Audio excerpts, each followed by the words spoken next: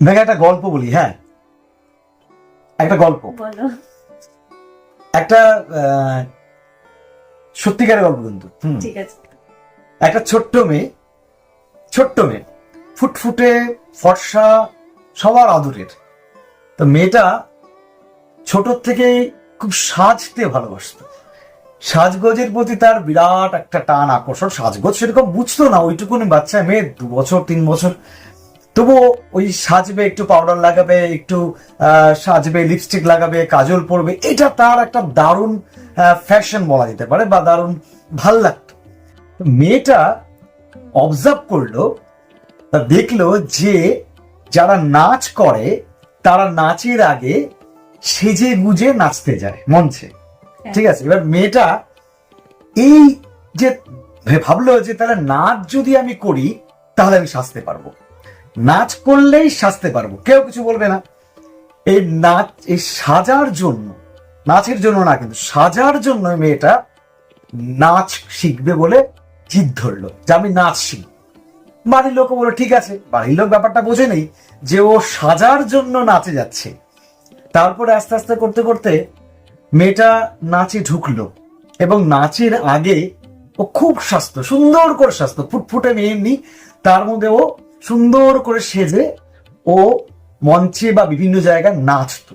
সবার মন জয় করে মেয়ে দেখতে সুন্দর, তারপর সেজে গুজে দুটোটা মেয়ে নাচ করে, সবার প্রিয় হয়ে উঠল। মেয়েটা কোনোদিন ভাবিনি যে নাচ তার জীবনে কিভাবে আসতে পারে। আস্তে আস্তে আস্তে করতে করতে করতে সময় বদলালো। একটা সময় পর মেয়েটা ঠিক করলো যে সাজ তো আছেই, তার পাশাপাশি নাচকে আমি আঁকড়ে ধরি, নাচটাকে ভালোবাসতে শিখলো। সেই করতে করতে করতে করতে সেই ছোট্ট মেয়েটা আজকের মেঘা। কারেকশন কোনো করতে হবে কিছু নাকি ঠিকঠাক বললাম?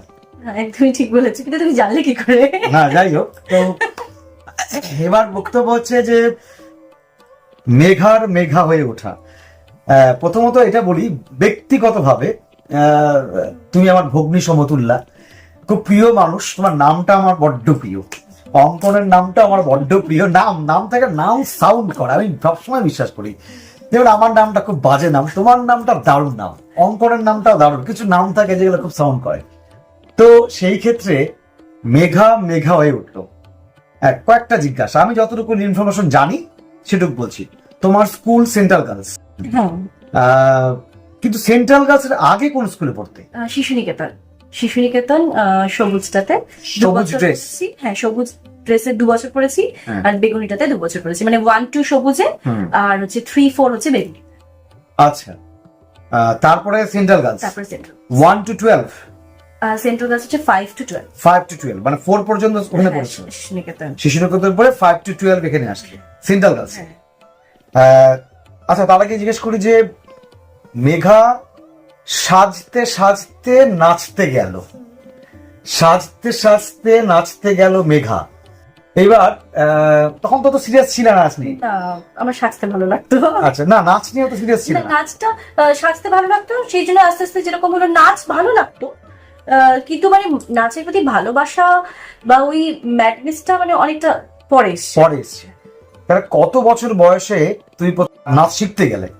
আমাকে তো বাড়িতে এসে শেখাতেন একজন টিচার এসে, কারণ আমার বাড়িতে নিয়ে আসার মধ্যে একটু সমস্যা ছিল বাড়িতে। আচ্ছা, তো আমি ওই ক্লাস 3-তে প্রথম তুমি ম্যাডাম আসতেন বাড়িতে, বাড়িতে এসে নাচ শেখাতেন। আচ্ছা, সেটা কথক, গানের নাচ, একটু একটু কথা। আচ্ছা, মানে হ্যাঁ, সব মিক্সড করে আর কি। মানে অত ব্যাপারটা গ্রামাটিক্যালি ছিল না? না, গ্রামাটিক্যালি ছিল। এটা কত বছর চললো? এটা চলেছে, আমি জলপাইগুড়িতে প্রায় শিখেছি 9-10। মানে ফ্রম 3 to 9-10 ওই ম্যাডামের কাছে? হ্যাঁ, বাড়িতে এসে করাতেন। আচ্ছা। আর তার সাথে সাথে স্কুলে, মানে মেনলি আমি যেহেতু সেন্ট্রাল গার্লসে পড়তাম, সেন্ট্রাল গার্লসে খুব মানে নাচ গান বেশ খুব ভালো ভালো প্রোগ্রাম। তো সেখান থেকেই আমার ভালোবাসাটার মেইন আর কি, ওখান থেকে আমার জন্ম নেয় আর কি। মানে নাচ নিয়েও কিছু করা যেতে পারে, পাড়ার থেকেও তোমার ভালোবাসা। তোমার সেন্ট্রাল গার্লসে তোমার থেকে সিনিয়র কয়েকজন দিদি, যারা তোমার দিদি আর কি বলবো, তারা খুব ভালো নাচ করতো একদম। সেটাকে অমৃতার কথা বলছি, এখানে তিতলি ছিল বোধহয়। হ্যাঁ, তিতলি দি, অমৃতা দি, ইভানা ছিল। তো সেন্ট্রাল গার্লসে তুমি নাচের একটা পরিবেশ পেয়েছো। হ্যাঁ, মানে ওখান থেকেই মেনলি আমার হচ্ছে বলবো যে আমার জীবনে যে ওই টার্নটা আসে সেটা ওখান থেকেই আসে। আর নাচের যে পরিচিতিটা সেটাও আমার সেন্ট্রাল গার্লস স্কুল থেকেই হয়। কিভাবে? স্কুলের প্রোগ্রাম করতাম, তারপরে স্কুল থেকেও বাইরে কোথাও প্রোগ্রাম হলে। তো স্কুলের প্রোগ্রামে নাচের কোরিওগ্রাফি করতেন কে? টিচাররা করতেন। হ্যাঁ, সেখানে হচ্ছে পাঞ্চালি দিকে পেয়েছি, সেখান থেকে শান্তিনিকেতনের কিছু স্টাইল জানতে পেরেছি। আচ্ছা। তারপর পরে দেবদত্তাদি আসেন, দেবদত্তাদির কাছেও দেবদত্তাদির স্টাইল মানে নাচের স্টাইলে যেহেতু মণিপুরি ওডিসি ছিল, তো সেই হ্যাঁ, আর তাদের তো অনেক নাচের প্রতি অনেক চিন্তাধারা মানে পড়াশুনো আর কি, তো সেখানে তাদেরকেও দেখেছি ওই নাচের প্রতি সেই ভালোবাসা, আচ্ছা, সেই ডেডিকেশন, তো সেখান থেকেই আর কি। তখন হেডমিস্ট্রেস কে ছিলেন? সঞ্চিতা বারিক ম্যামের তো মানে অনেক আমার উপরে মানে কি বলবো, অতগুলো মেয়ের মধ্যে যে উনি আমাকে মানে আমাকে চোখে পড়েছিল, ইভেন উনি অনেক আমাকে অপরচুনিটি দিয়েছিলেন। আচ্ছা। আর ওনার জন্যই বলবো যে আরো বেশি মানে একটা স্কুলে আমাকে হয়তো মানে ওনার জন্যই সবাই চিনত। আচ্ছা। আর টিচাররাও মানে আদার্স টিচাররাও প্রচন্ড ভালোবেসেছেন, যারা আমাদের স্কুলের অন্যান্য টিচাররা ছিলেন। মানে সেন্ট্রাল গার্লসের অবদান তোমার জীবন যথেষ্ট। একদম।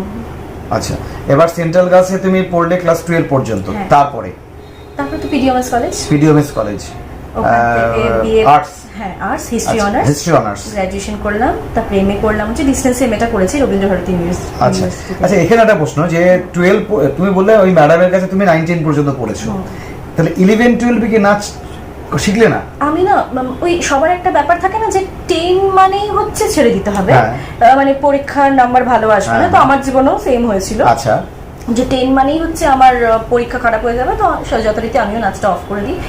অফ করে দেওয়ার পরে 11-এ আমার নাচ স্টার্ট করা হয়নি। তখন আমার মানে ওটা প্রায় আমার চ্যাপ্টারটা ক্লোজই হয়ে যাচ্ছিল। কিন্তু যখন আমি আবার 12 উঠলাম, তখন আমার ওই অঙ্কন আমাকে বললো তুমি কি করছো, তুমি এটা করছো না। তখন আবার সেই অঙ্কন আমাকে তখন বললো যে না তুমি আবার শুরু করো। এটা কোন সময়? 12। আচ্ছা, তখন শুরু করো। তখন আমি আবার স্কুলের প্রোগ্রামটা করছিলাম, কিন্তু মানে ওইভাবে আর কি শিখছিলাম না। এখানে একটা ডাউট আছে আমার, সেটা হচ্ছে তুমি ওই ম্যাডামের কাছে গ্রামাটিক্যালি শেখোনি সেভাবে, স্কুলেও তুমি শুধু স্কুলের প্রোগ্রামগুলোতে পারফর্ম করছো। তাহলে এই যে ওডিসি বলি, কথক বলি, যেটাই বলি, এগুলো তো গ্রামাটিক্যালি বা আমাদের ধ্রুপদী নৃত্য, তো এই ধ্রুপদী নৃত্যের শিক্ষা তোমার জীবনে কি করে এলো? ওটা তো গুরুজি, আমি যখন কলকাতায় গেলাম তখন গুরুজি আমাকে বললো যে আমি তো এদিকে পরীক্ষা দিয়েছিলাম যখন করেছিলাম, তখন আমার 5th ইয়ার কমপ্লিট। তো আমি যখন কলকাতায় গেলাম তখন গুরুজি আমাকে বললো যে শিখেছো? আমি বললাম যে হ্যাঁ। কোন ইয়ার? 5th ইয়ার। তারপর যখন আমাকে নাচ দেখলো তখন বললো তুমি সার্টিফিকেটগুলো ছিঁড়ে ফেলে দাও। তখন আমি ফার্স্ট ইয়ার, আচ্ছা, ম্যাডামের কাছে তোমার হয়ে গেছে কমপ্লিট। আচ্ছা, তারপরে আমি তখন গুরুজির কাছে আবার প্রথম থেকে শেখা শুরু করলাম। তারপরে তো এখন যেটুকু, এটা ফার্স্ট ইয়ার থেকে তুমি তাহলে কলকাতায় গিয়ে শিখতে? হ্যাঁ, আমি প্রত্যেক মাসে যেতাম, মাসে গিয়ে 3 দিন বা 4 দিন করে ক্লাস করে তারপরে আসতাম। থাকতে কোথায়? আমার ছোট পিসির বাড়িতে। পরে আমি যদিও 3-4 বছর পরে যখন গুরুজি আমাকে খুব ভালো করে চিনলেন, জলপাইগুড়ি আসলেন, ওয়ার্কশপ করা শুরু করলেন, তারপরে গুরুজি আমাকে আর কোথাও থাকতে দিতেন না, তখন একদম গুরুজির বাড়িতে, একদম গুরুজির বাড়িতে। জলপাইগুড়িতে ওয়ার্কশপ করতে উনি আসতেন? আমি যখন ভর্তি হলাম, মানে ফার্স্ট ইয়ারে যখন ভর্তি হলাম, তার বোধহয় আমি 2 বছর পরেই আমি গুরুজিকে আনা শুরু করি। কারণ আমি দেখছিলাম যে কেন জানি না আমি শিখিয়ে আমি শান্তি পাচ্ছিলাম, মনে হচ্ছিল বিশাল একটা গ্যাপ রয়ে যাচ্ছে। তো সেই গ্যাপটা একমাত্র গুরুজি আসলেই পূরণ হবে। এবার আমি একটা টেনশন ছিলাম যে গুরুজি আসবেন কিনা, সেটাও একটা ব্যাপার। কিন্তু গুরুজি এতই মানে কি বলবো, গুরুজির মতো মানুষ হন না। তো ওনাকে যখন আমি প্রথম বলি, উনি অনেক সময় বার করে আমাকে একটা টাইম দেন, তো সেইভাবে তখন আমি আসি। এবার গুরুজি তো এখানে এসে সবার নাচ দেখে মানে কি বলবো সেটা আর বলছি না। সেখান থেকে এখন এখন গুরুজি এসে বলে যে না, মেঘা ভালো হচ্ছে, তখন ভালো লাগে শুনতে।